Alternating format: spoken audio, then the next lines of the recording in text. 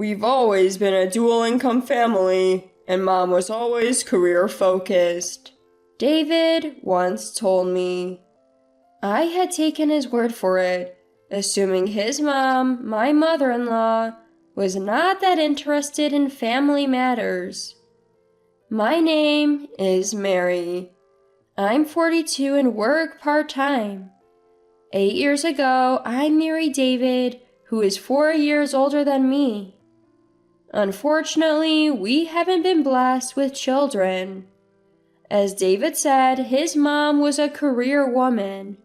She's the complete opposite of me. She decides and acts quickly. I'm the type who's often described as laid back, and I've always admired how efficiently she operates. At first, I thought she might be intimidating, but once we talked, I realized she might be tough in speech, but she's caring and always makes sound judgments. I've come to love her. My own mom passed away, so mother-in-law has always been my go-to person for advice. But David isn't fond of his strict mom and often clashes with her. Apparently, this has been a long-standing issue. He holds grudges about things she said or did that he didn't like. Listening to both sides, I believe mother-in-law is doing nothing wrong, but David seems to think as the eldest son, he should get special treatment. Yet mother-in-law treats David and his sister Betty the same way. She's fair to everyone. Betty appears to adore mother-in-law, so I think David is just being difficult. 2 years ago, mother-in-law retired. That year, my father-in-law passed away, and she seemed to lose her zest for life all at once. I want to travel with my husband after I retire, she used to say. That dream never came true. Our life started to change dramatically after that. Something's off with Mom lately, David mentioned. When I visited my in-laws, even I noticed that mother-in-law was not her usual self. She had started forgetting recent conversations and where she had placed things. A sense of dread crossed my mind. Still, David showed no compassion for his mom. Do you think she has dementia? Well, if that's the case, let's just put her in a facility. She had a job. She'll have money for it, he coldly said. I couldn't hold back my anger. She's your mother. Can't you be more considerate? But David just scoffed. You're practically brainwashed by Mom. David doesn't seem to like how fond I am of my mother-in-law. Why don't you, Mary, take care of it then? His words left me feeling hopeless, so I reach out to my sister-in-law, Betty. Betty is a busy mom of 2. Her eldest is in college, and her youngest is in middle school. She also works part-time. I don't contact her often because I know she's swamped, but she's someone I can rely on. As soon as I reach out to Betty, she offers to take my mother-in-law to the hospital right away. Don't worry about leaving it all to me. I'll handle it from here.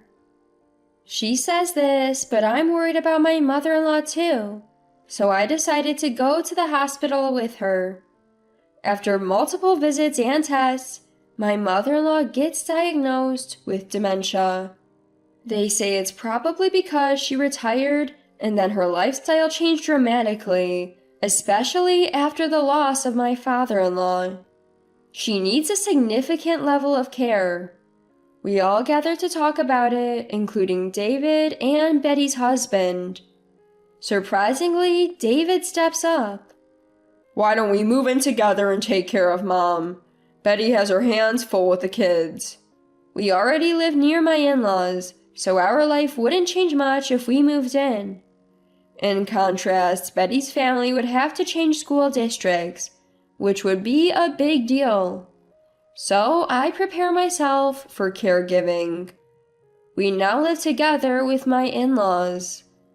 My mother-in-law seems less energetic than before, but when I take her outside, her eyes light up, and she becomes more like her old self. She loves the outdoors, so it seems to lift her spirits.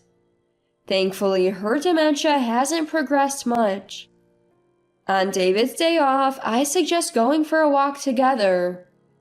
I'm tired from work. Why bother? The weather's nice. Why don't you go to the spa or something?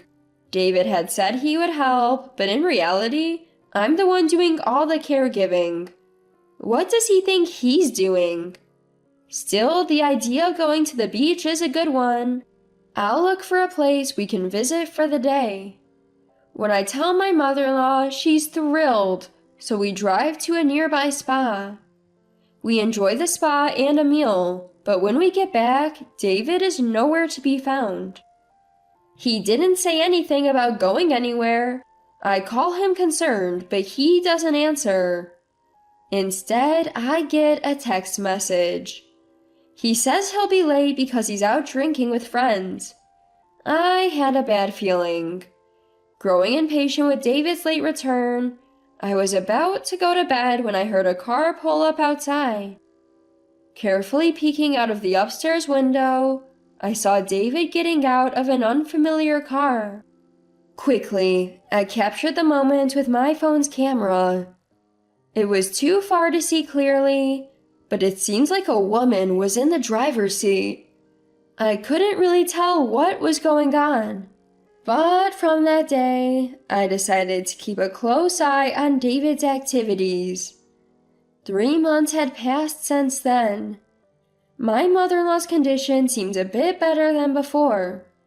The doctor suggested that taking her outside and brain exercises might be helping her, yet they stressed that we needed to keep it up, as she wouldn't completely recover. Things had changed a bit since then.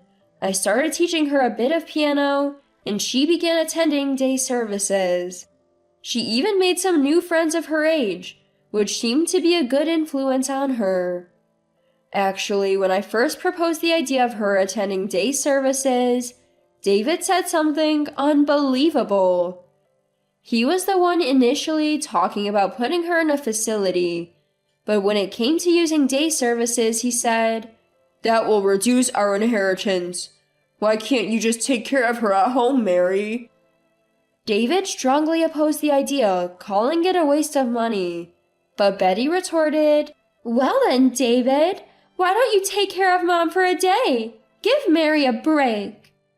We finally managed to get her into day services. Betty not only comes to pick up my mother-in-law for her hospital visits, but also visits us with her kids. She even brings gifts and meals for me. I'd love to have her energy. She's truly her mother's daughter. While my mother-in-law and Betty have a great relationship, David seems to be bothered by it. Lately, he's been coming home late and even working on weekends. I tried to engage him in conversation about our day and ask him about his work to make him feel included at home. Despite this, he said condescendingly, "You wouldn't understand if I talked about work, right, Mary?" So, what am I supposed to do then? However, one day, my concerns suddenly became irrelevant. What's with the luggage? Seeing David with his suitcase as he was about to leave in the morning, I couldn't help but ask. "Oh, I've got a business trip starting tonight. Lasts through the weekend. Got told out of the blue yesterday. It's really a hassle." With those words, what could I do but agree? Still, even as David says he's annoyed, he seems somewhat fidgety and happy. "How far are you going?" Where was it again? I was just told yesterday. I have to head to the office." David avoids my eyes as he speaks. "All right, take care then." I rush David out the door as we're running out of time and close the front door. Just as I start feeling suspicious, my mother-in-law calls out to me. "Good morning, Mary. About this." Wait, isn't this from the day spa we went to together?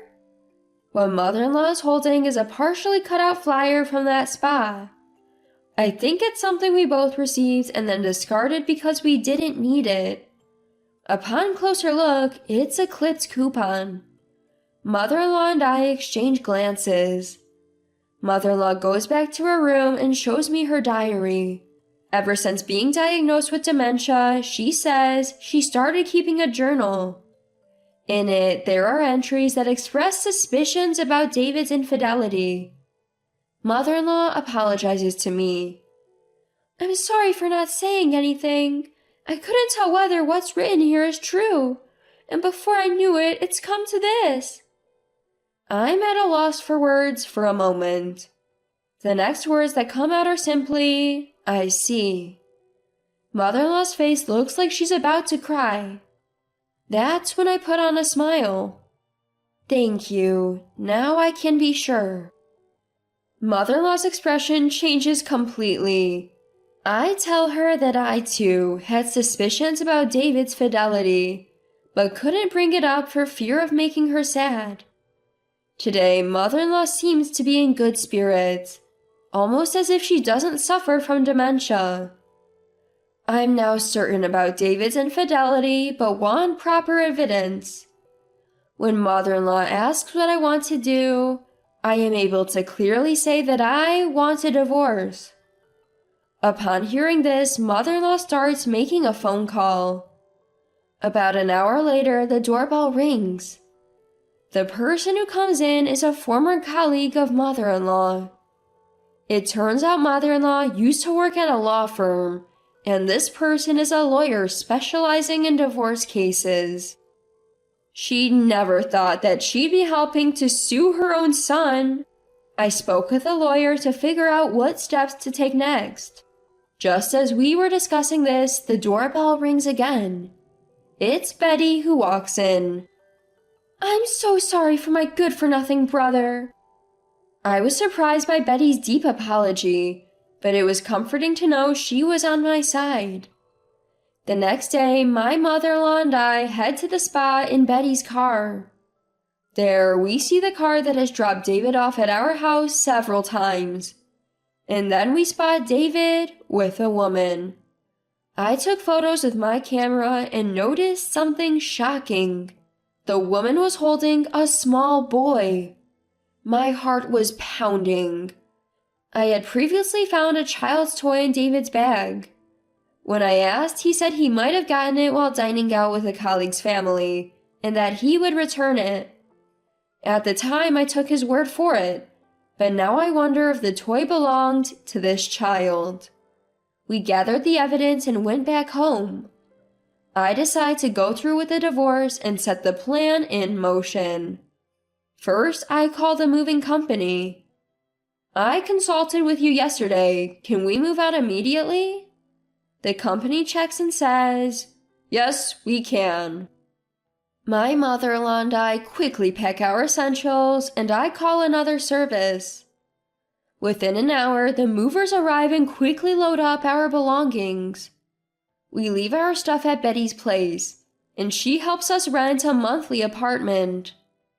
Betty's husband works in real estate, so he found us a place quickly. I still have one more thing to take care of. As the movers leave, another service arrives. Is it okay to change the locks? Yes. My mother and I nod, and the work begins. Now David can't enter this house anymore. Since the person is under my mother-in-law's name, we don't need David's permission for anything. The next morning, I head to the detective's office early. As unbelievable as it may seem, I have to confirm this.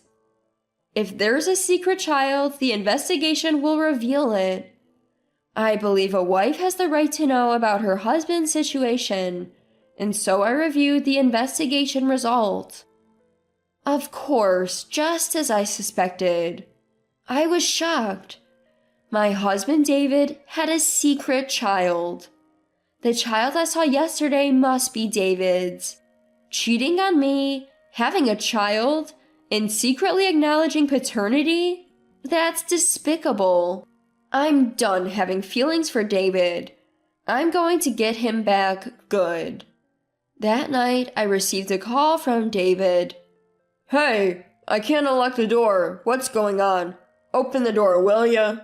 What? I changed the locks, so obviously your keys won't work. You changed the locks? Why? You don't live here anymore. Also, we've moved. What? David's voice was panicky. I couldn't help but smile, imagining his confused face. You leave your dementia-stricken mother with your wife and cheat on her? Even have a kid? Then lie about going on a business trip when you're actually at a spa? And choose a hotel that your wife and mother have stayed at? What's wrong with you? Did you see a coupon for it at home? Using coupons that your wife saved to take your mistress on a trip? That's unthinkable. David was trying to say something, but he was too flustered to speak. You really thought I had no clue, huh? You should have divorced me when you had the kid. Oh, but I guess you can't because then you'd have to deal with your mom's care. Finally, David managed to utter some words. No, that's not it. His predictable response made me want to burst out laughing. At that point, my sister-in-law Betty, who was standing next to me, couldn't hold back and shouted, Then explain what's different. David was surprised to hear Betty's voice. I pretended to be clueless and said, Oh, I have you on speakerphone, so everyone can hear this conversation. Betty, my mother-in-law, and even my lawyer were present. What are you doing? I haven't done anything. This is all a misunderstanding. I've never yelled at David before, but I couldn't help but raise my voice this time. This is no misunderstanding, don't you get it? You're insulting not just me, but your mistress and even your own child. Do you plan on calling that child a mistake? David went silent. I'm getting a divorce. Do what you want after that. Wait, hold on. That's going to be problematic. What do you mean problematic? I'm the one who's in a bind here. Because the thing about Mom is... Mother-in-law shouted. You think you can just dump your own mother's care onto your divorced wife? Apologize to Mary right now and show some sincerity. Don't worry, I won't rely on you or your mistress. Instead, you can kiss your inheritance goodbye. David falls silent. I finally speak up. I've known about your affair for a while, but I couldn't bring it up because of mother-in-law. With her and sister-in-law's support, I've decided to divorce you. You turned out to be a terrible husband, but I'm grateful I got to be with the best mother-in-law and sister-in-law. Hanging up, mother-in-law breaks into tears. Days later, David and I officially divorce. We seek damages from David and his mistress through our lawyer. David has become uncomfortable at his job since we sent the documents there, but he can't quit because he needs to provide child support and living expenses.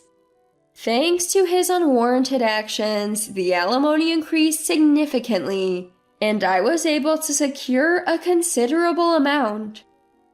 Mother-in-law decides to gift us assets while she's still alive as an apology for the trouble she caused, instructing Betty to use the rest for hospital and care facility fees. Betty's eldest son has gotten a job and moved out, so mother-in-law is living with Betty.